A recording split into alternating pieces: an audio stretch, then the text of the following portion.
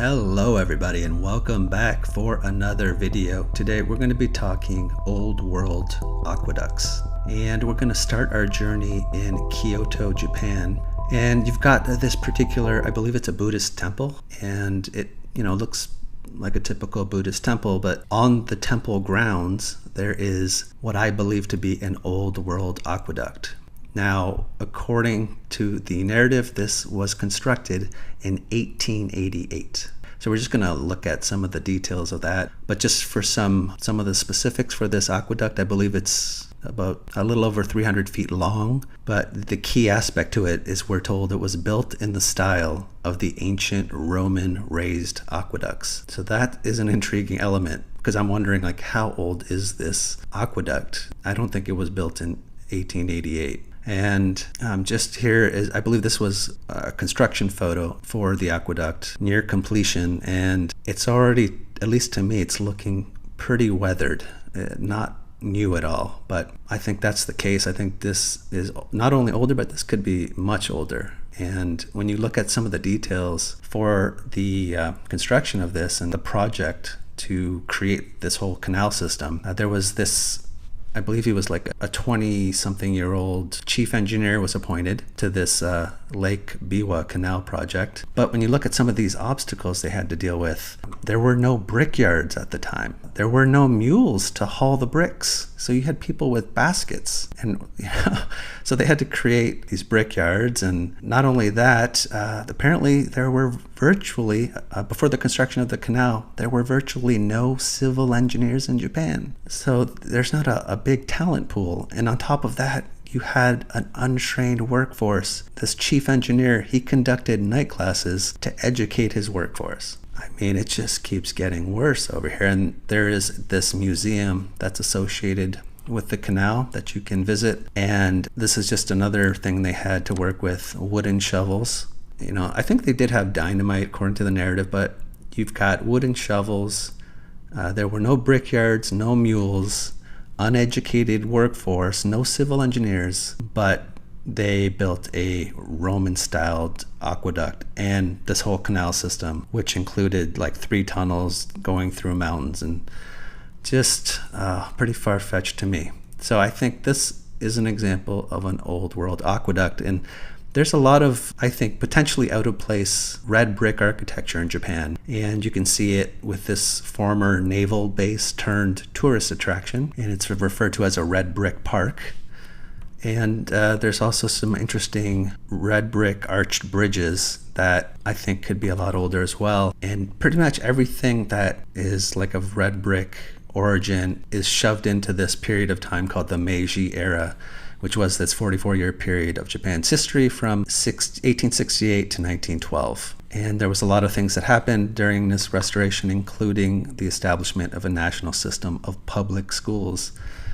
So that sounds about right. You got to teach these people the new narrative. But yeah, so I think what's going on is all of this red brick architecture might have been in place, and they're just putting everything that doesn't quite fit the official narrative into this period of time called the Meiji era. But I'm wondering if we're looking at 2 separate periods of time. Like, these structures might be, I believe, like they're older than they're telling us, but they could be newer than this aqueduct, for instance. Just speculative, something I'm speculating on. Now there's another aqueduct. This one is in Sydney, Australia, and I've heard it referred to as the Boothtown Aqueduct or the Greystanes Aqueduct. I think that's a suburb of Sydney. But just really impressive again, and we're told it was only in use for 19 years, built initially in 1888. And I came across somebody who has a website, and they were just talking about, like, how could something so big go unnoticed and unheralded. Yeah, he's just pointing out, like, there's no signs, it's not advertised anywhere, and he's just questioning, like, why is its existence and whereabouts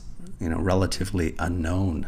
I think this is another candidate for an old world aqueduct. And it's an interesting point is that this particular aqueduct, it's only about 20 to 25 minutes away driving from this Rookwood Cemetery. And I've seen this cemetery covered in another video by a channel called Tartarian Truthers, and that's where I first heard about it. But this cemetery It was, we're told, established in 1868, and it's considered the largest cemetery in the southern hemisphere. And I think it's like one of the last remaining Victorian cemeteries still in operation. But what they pointed out in the video is, in addition to it, there's a lot of unusual structures on the cemetery grounds, but there was also this serpentine canal. I've also heard it referred to as a serpentine drain, but there's parts of it that you can see there's just bricks strewn about, and they had some stamps on them. Like, I think there was one that had a diamond pattern, and I can't remember what was on the other brick, but they were able to trace these bricks. But this particular serpentine canal or drain was, we're told, it was constructed between 1874 and 1882. But those bricks apparently come from this brickyard called Brickfield Hill, which was closed in 1841. So we're talking about 30 to 40 year old bricks going into the construction of this serpentine canal, which again doesn't necessarily prove anything, but these sites might be tied together.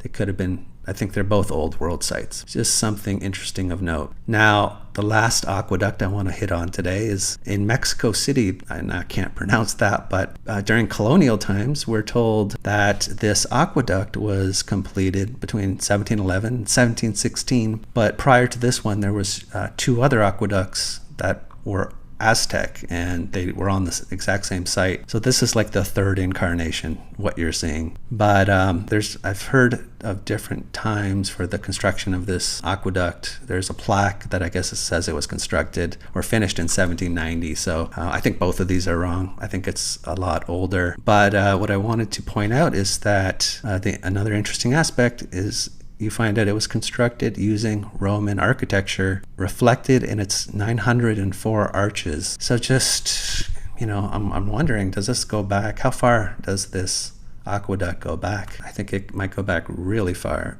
And it's got this interesting fountain. And this is really just, it's a facade over red brick. But this fountain ends up getting moved, relocated. And today there's a fountain still there. I think most of the aqueduct is gone. But you're just looking at a replica in the place of what used to be there. But there's an interesting church that is just meters away from where that fountain is still. And I believe the church is still in existence. So it could be potentially like one of these water temples. That's speculative.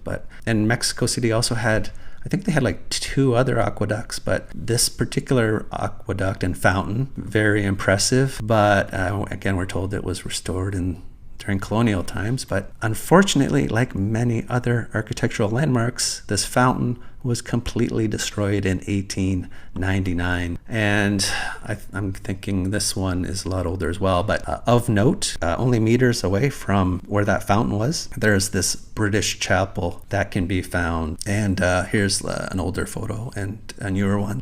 Could this have been another one of these water temples? Just something of note. So I just wanted to hit on some of these old world aqueducts. And when we're looking at red brick structures, to me it almost seems like there's two types, a newer phase of red brick architecture and an older phase. And there's this Union County Courthouse in Elizabeth, New Jersey, and I think the official narrative is this was constructed in like 1903 or something like that, but it's got these massive steps that go up. If you look at some older photos, you can see grates by the left side of the structure here. And present day, if you go to that structure, you can walk up on these grates. There's one on each side. And when you look down, you're going to see red brick. And here's an arch. And you can even see another grate. So this goes down even further.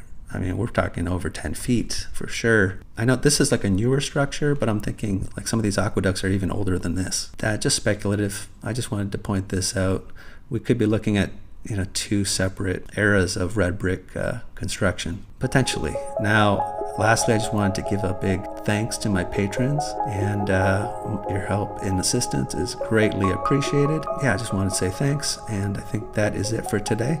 So until next time, take care. Bye.